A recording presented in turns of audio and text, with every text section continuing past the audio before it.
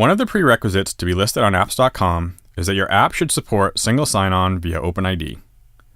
Single sign-on provides a single identity to access your application and QuickBooks Online, so our end customers will not have to remember 2 passwords. Apps.com uses an OpenID identifier, which is sent to your application when the user clicks Get App Now. There are 2 types of single sign-on flows that Intuit supports: standard single sign-on and modified single sign-on. I want to point out that regardless of which type of single sign-on you use, a user should be able to log into your application using their Intuit identity. In the standard flow, when a user signs up for your app on apps.com, he or she authorizes the app to access their QBO company and then will be redirected to your application. Within your application, you auto-provision that user, meaning you don't ask for any additional information, credentials, or details. The user is automatically signed into your application and then can start to use it right away. Let's look at an example of a real app that is listed on apps.com.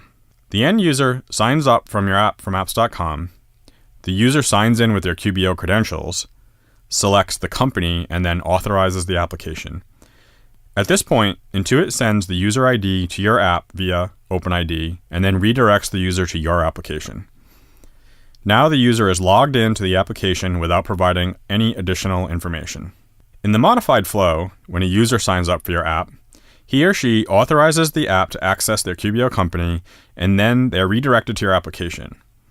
Within your application, you now prompt the user for additional credentials or information. Once the user enters this information, you create an account for that user in your application and sign them in. Let's take a look at an example. In this example, the user signs in with their QBO credentials, selects the company, and authorizes the app.